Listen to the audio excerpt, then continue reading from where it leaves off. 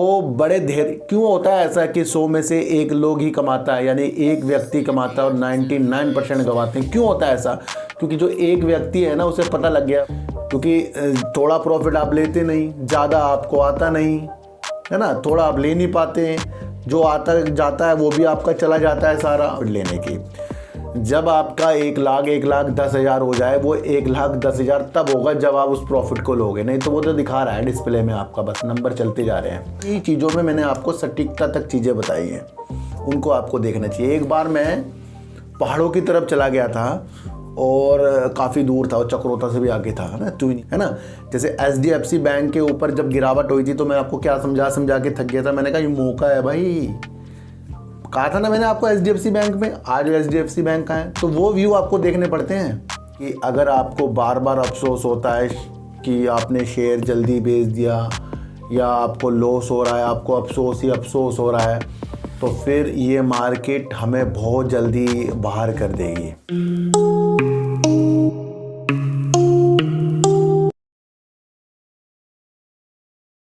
नमस्कार, मैं स्वागत करता हूं आपका अपने ही चैनल पर जिसका नाम है सार्थक बाजार से। आज बात करेंगे सर सुजलॉन एनर्जी की, क्योंकि सुजलॉन एनर्जी ने थोड़ा सा गिरकर दिखा दिया और काफ़ी लोग इसमें भी परेशान हो रहे हैं। और JP पावर ने अपर सर्किट लगा दिया, पर 2 शेयर उसके साथ वाले रतन इंडिया पावर और आपका दूसरा आर पावर या अन्य शेयरों ने भी आपको थोड़ी सी गिरावट करके दिखाई। पर JP पावर पैनी स्टॉक में थोड़ी सी छलांग मारता हुआ गया, तो उसके बारे में भी समझेंगे। और आगे के व्यू कैसे होते हैं, किस तरीके से उसे खोजा जाता है, क्या 2 महीने 4 महीने साल भर के जो व्यू होते हैं वो किस तरीके से बनाए जाते हैं, किस बयान से उसकी रूपरेखा बनाई जाती है, या किस तरीके से हमारे देश के प्रधानमंत्री जी या कोई अन्य बड़े व्यक्ति अपना स्टेटमेंट देते हैं तो उसको कैसे खोजा जाता है, उसके बारे में भी आज हम समझेंगे। और कई शेयरों के बारे में, यानी कई सेक्टरों के बारे में इससे चीज़ें निकलेगी, चाहे वो एथेनॉल का सेक्टर हो, उसके अंदर चाहे आपका रेणु का शुगर आ रहा हो, या फिर आपका ऊर्जा का क्षेत्र हो, या फिर आपके लिए NBFC कंपनी, या फिर प्राइवेट बैंक, या फिर सरकारी बैंक, है ना। तो कुछ ऐसी क्या चीज़ें हो रही हैं जिसके बारे में अब हमें एक ऐसा व्यू बनाना है जो आने वाला साल चुनाव जीतने के बाद कुछ अच्छा हो सकता है हमारे लिए। देखो सर, सबसे पहले मैं आपको एक चीज़ बता दूं कि अगर आपको बार बार अफसोस होता है कि आपने शेयर जल्दी बेच दिया या आपको लॉस हो रहा है, आपको अफसोस ही अफसोस हो रहा है, तो फिर ये मार्केट हमें बहुत जल्दी बाहर कर देगी।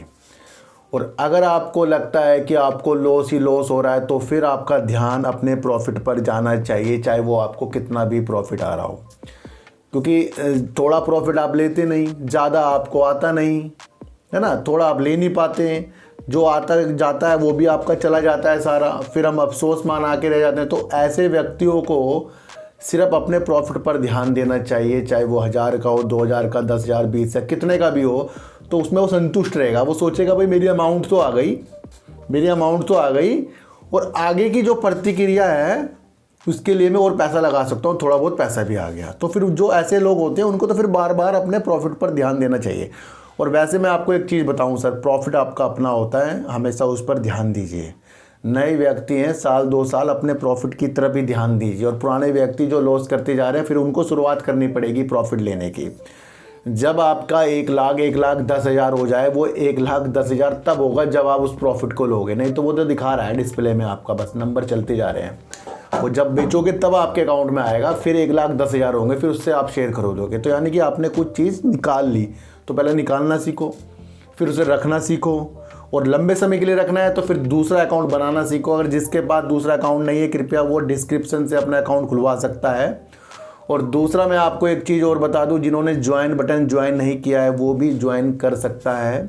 और तीसरा मैं आपको बता दूं कि अगर आप एक सहयोग कर सकें, मैं पहली बार बोल रहा हूं, जैसे इतने लोग मुझे देख रहे हैं, अगर उन्होंने सब्सक्राइब किया ठीक है, अगर वो कर सकते हैं तो किसी तरीके से इसे 1 लाख पर लाइए। यानी कि मेरे काफ़ी सब्सक्राइबर हो चुके हैं, लेकिन 1 लाख अगर हो जाएं तो फिर हम और अच्छी सी प्रतिक्रिया मजबूत हो जाएंगे फिर, है ना। तो पहली बार बोला है मैंने आज, ये सिर्फ इसलिए बोला है कि 1 लाख हो जाए, उससे पहले नहीं बोला ना। अब ये 1 लाख के करीब है मेरा। तो जिन्होंने सब्सक्राइब नहीं किया एक बार वो कर सकते हैं। मैं शेयर करने के लिए नहीं बोल रहा हूँ, कमेंट करने के लिए नहीं बोल रहा हूँ, सिर्फ अपना जो एक नंबर है ना कि भाई पता लग जाए कि हम 1 लाख के क्लब में पहुंच गए हैं, तो उसके लिए मैं आपके लिए बोल रहा हूँ ना, तो वो आपको करके चलना है। तो सर अफसोस वाली मैंने आपको बात बताई थी, इसलिए अफसोस करना ही नहीं है। मार्केट में बार बार अफसोस करोगे अपने पैसों को पूरा करने के लिए और पैसा लाओगे, वो पैसा भी डूब जाएगा। जितना भी चीज़ें आप उल्टे सीधे काम करके अपने पैसों को बर्बाद कर चुके और उसको पूरा करने के लिए फिर पैसे को वापस लाने की मनसा है, वो कभी भी सफल नहीं हो सकती है। आप लिख लेना। वो बड़े धैर्य क्यों होता है ऐसा कि 100 में से 1 लोग ही कमाता है, यानी एक व्यक्ति कमाता है और 99% गवाते हैं। क्यों होता है ऐसा? क्योंकि जो एक व्यक्ति है ना, उसे पता लग गया भाई इन्वेस्टमेंट सबसे बड़ी चीज़ है। क्योंकि इन्वेस्टमेंट में पैसों को अच्छे शेयरों में लगाकर छोड़ दो और भूल जाओ। और कुछ अरे क्यों सीखनी इतनी सारी चीज़ें हमें? ये लाइन, ये ट्रेंड लाइन, ये क्यों सीखनी है हमें भाई? वो क्यों टेंशन लेनी है? अगर आपका इन्वेस्टमेंट में काम है, आपको अपने व्यू पर काम करना चाहिए।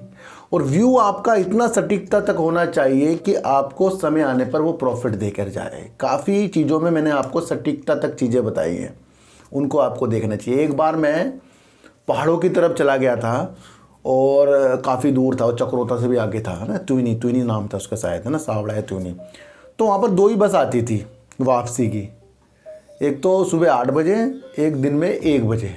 तो वहाँ पूरे गांव को पता था भाई 8 बजे एक बस आएगी और 1 बजे बस आएगी। तो उनका व्यू क्या था कि अगर उनको शहर आना पड़ेगा, गांव से नीचे आना पड़ेगा, तो उनको 2 बस आ रही हैं भाई।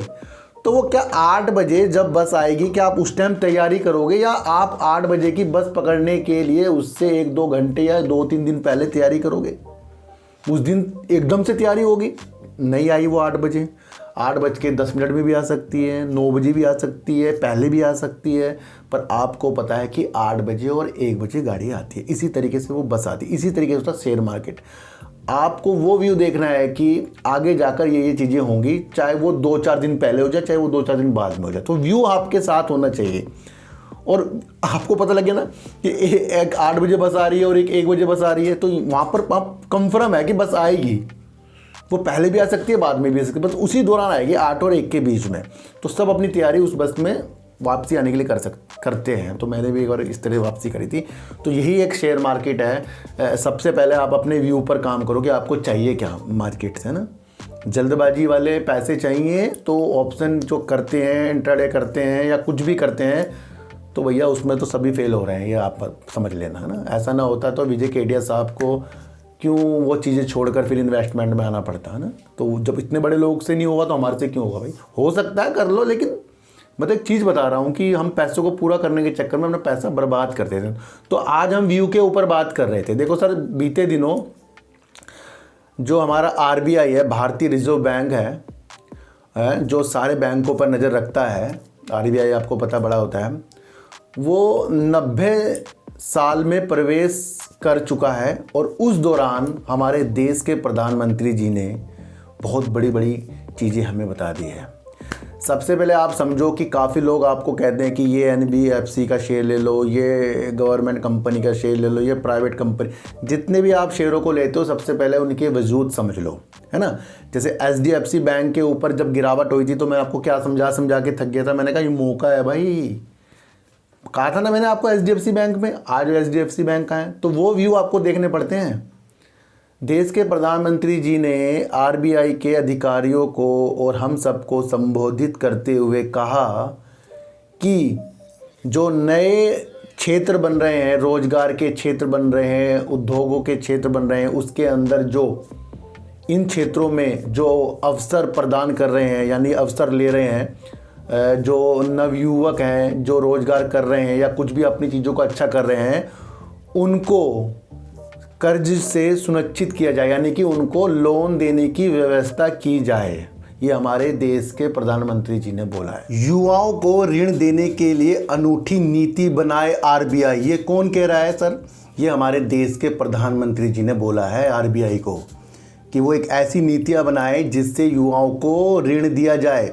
तो ऋण जब दिया जाएगा तो वो सर क्या आस पड़ोस से दिया जाएगा या बैंकों के द्वारा दिया जाएगा?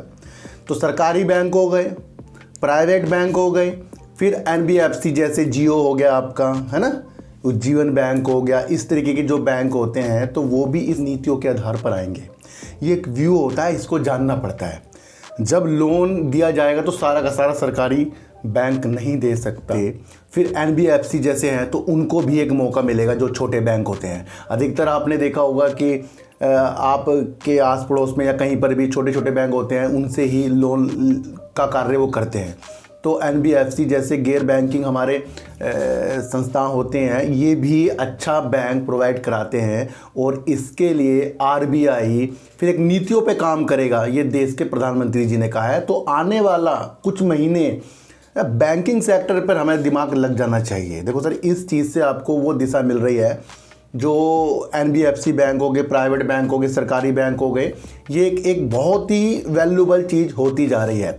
दूसरा मैं आपको बता दूं सर, उन्होंने सौर ऊर्जा पे अपना ध्यान केंद्रित करने के लिए बताया है कि बड़ा आगे बढ़ रहा है देश, या फिर स्वदेशी 5G तकनीक या रक्षा निर्यात जो ज़्यादा से ज़्यादा बढ़ा है उसके ऊपर भी उन्होंने बोला है। अभी मैंने आपको बताया था कि स्वतंत्रता यानी कि आज़ादी के बाद से पहली बार रक्षा निर्यात जो है 21,000 करोड़ के पार हो गया। ये हमारे रक्षा मंत्री श्री राजनाथ सिंह जी ने बता दिया था। ये मैंने आपको बताया था ना, इससे किस पे इफेक्ट पड़ रहा है, इससे निर्यात ज़्यादा होगा तो किस पे ज़्यादा होगा, जो डिफेंस सेक्टर के शेयर होते हैं। इसी तरीके से स्वदेशी 5G तकनीक पे कौन कौन कंपनियां वर्क कर रही है, सबसे ज़्यादा तो हमें पता है कि HFCL में हमारा ज़्यादा फोकस है, और भी कंपनियां करती हैं। तो HFCL भी एक चीज़ है जिससे निर्यात बढ़ रहा है। मैंने आपको कहा था कि बाहर के देश यहाँ पर आकर 5G के उपकरण यहाँ से, यानी कि टेलीकॉम के उपकरण यहाँ से निर्यात, अब वो आयात हम यहाँ से निर्यात करने की चीज़ों के साथ आएंगे। इसके लिए भी कुछ रूपरेखा बनाई जाएगी। तो हमारे देश के प्रधानमंत्री जी ने कहा हरित हाइड्रोजन, इसके लिए भी उन्होंने बोला है ना, ऊर्जा के क्षेत्र पर।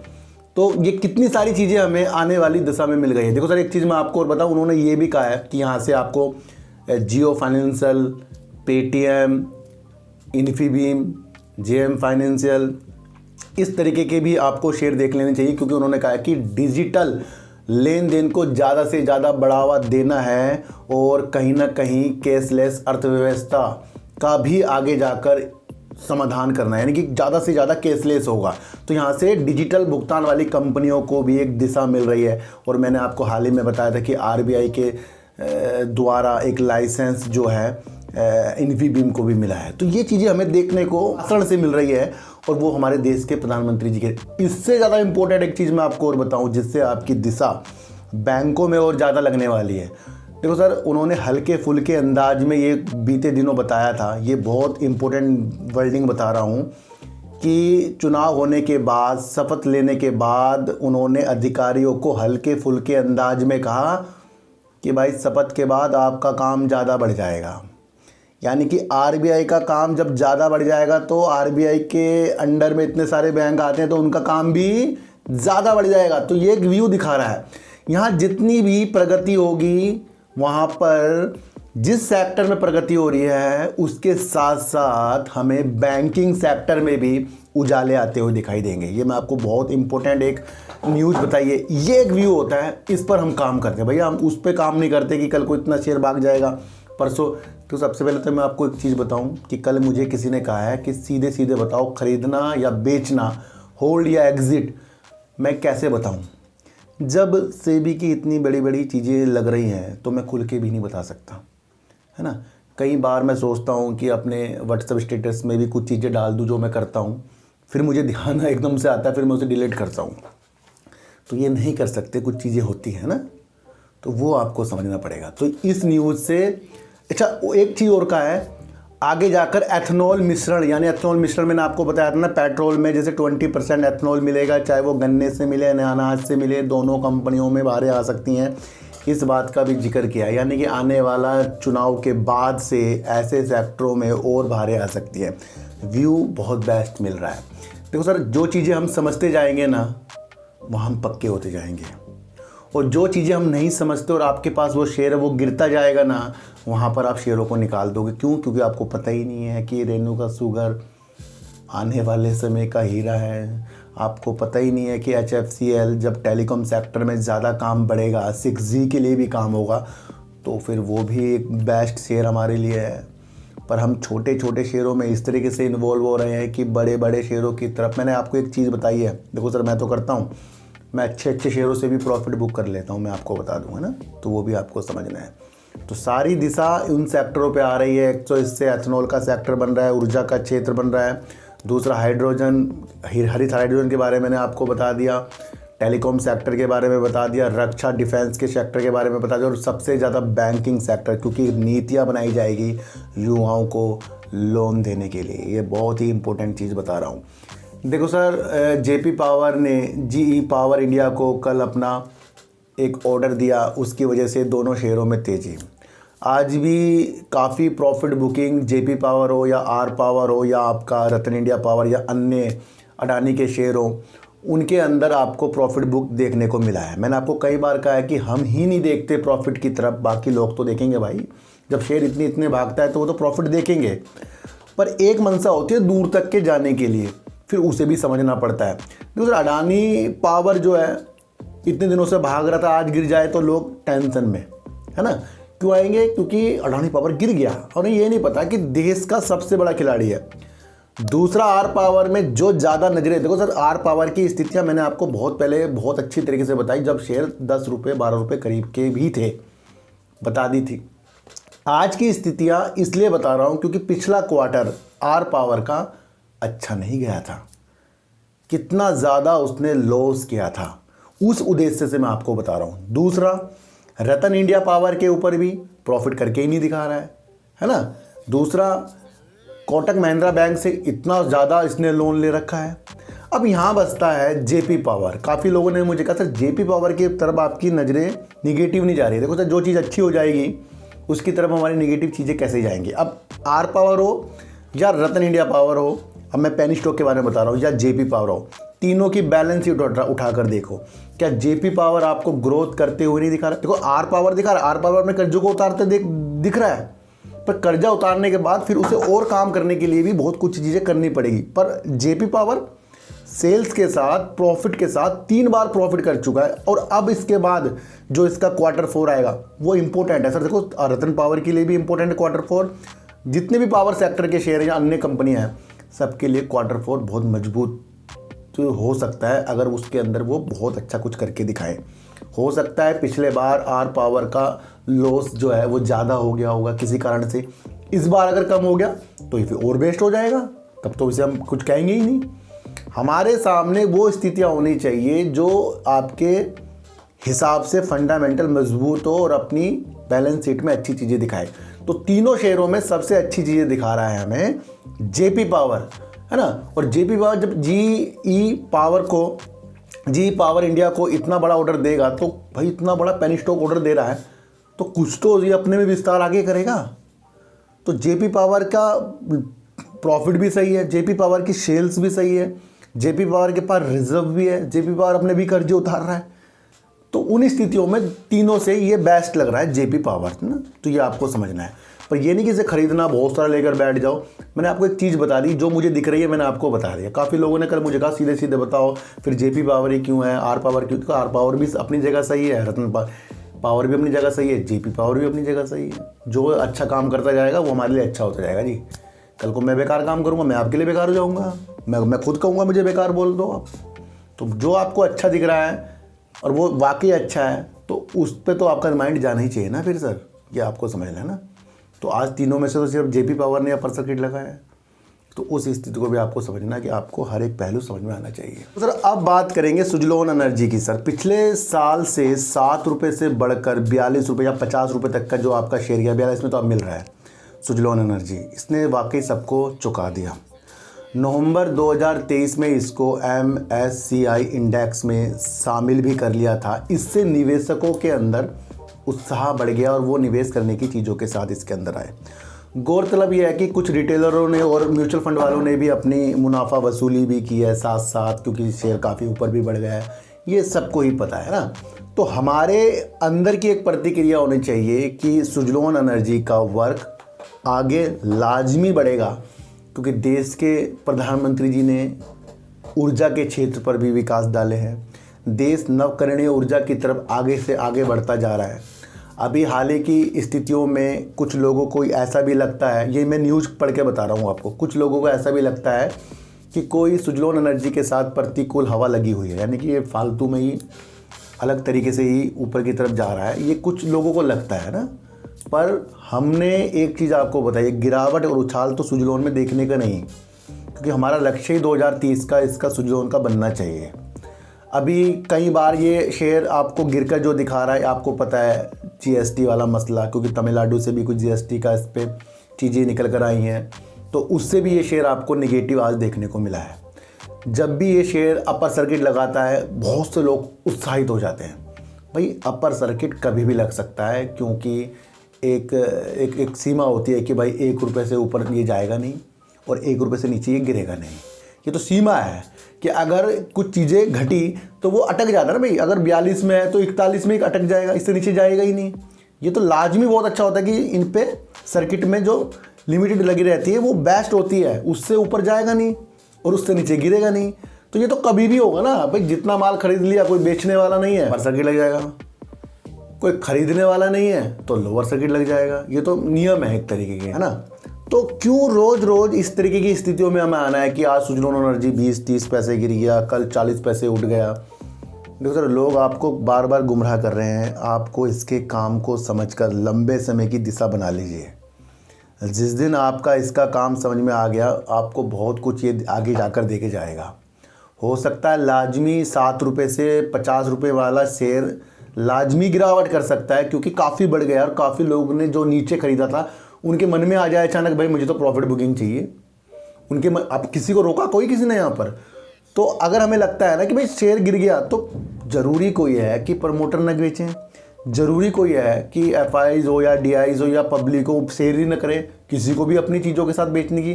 तो उससे क्या ये शेयर ख़राब हो जाएगा।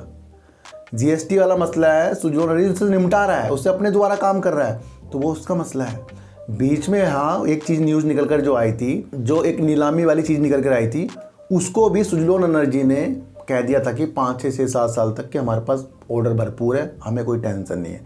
तो फिर हमें किस बात की टेंशन है कि जब सुजलोन एनर्जी थोड़ा सा गिरता है कि सर इसे बेच दूँ, खरीद लूँ। सर देखो, बेचना खरीदने वाली चीज़ें मैं आपको फिर बता रहा हूँ नहीं करना है। आपको पता लगना चाहिए देश के अंदर बहुत बड़ा इसका हिस्सेदारी है जिसके अंदर ये वर्क करता है, और विदेशों में भी बहुत अच्छा ये वर्क करता है। काफ़ी इसके जो कस्टमर हैं संतुष्टि वाले हैं, और आगे ज़माना आपको ग्रीन एनर्जी पर ही आने वाले हैं। तो फिर आपको देखना चाहिए कि इसकी दिशा रख कर ही अच्छी हो सकती है ना।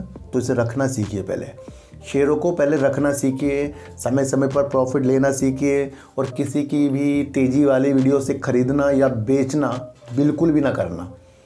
मैंने आज आपको बहुत बढ़िया व्यू पर बात बताई है। मैं ऐसे व्यू नहीं निकालता, मैंने निकाले हैं हमारे देश के प्रधानमंत्री जी ने किस किस चीज़ पर बोला, और हल्के फुल्के अंदाज में जो उन्होंने आरबीआई के अधिकारियों को जो बोल दिया ना कि शपथ लेने के बाद आपका काम ज़्यादा बढ़ने वाला है, तो आपको दिखना चाहिए ना भाई। फिर बैंकिंग सेक्टर का जब काम बढ़ेगा, यानी कि आरबीआई का जब काम बढ़ेगा, तो आरबीआई से कितने सारे बैंक जुड़े हुए हैं, तो उनका काम नहीं बढ़ेगा भाई। जैसे जेएम फाइनेंशियल के ऊपर, पेटीएम के ऊपर, या आपका आईआईएफएल के ऊपर कुछ चीज़ें निगरानी आरबीआई ने की, आपको पता है, तो ये भी तो उसका काम ही है ना। और आगे शपथ होगी उसके बाद कितना काम बढ़ जाएगा, जो अच्छे वाले काम होते हैं। तो जो उन्होंने कह दिया कि युवाओं को ऋण देने की अनूठी नीति बनाएं, ये बैंकिंग सेक्टर में आगे जाकर अच्छी चीज़ें आपको दिखाएगा, है ना। तो ये हमें व्यू देखना चाहिए। इसी तरीके से सुजलोन एनर्जी की चीज़ें आपको समझनी चाहिए।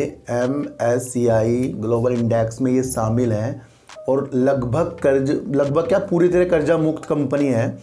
तो ये आपकी अगली दृष्टि इसके Q4 की दृष्टि के अनुसार होनी चाहिए। मैंने कहा कि इसे Q4 के तक के आपको देखना पड़ेगा, है ना।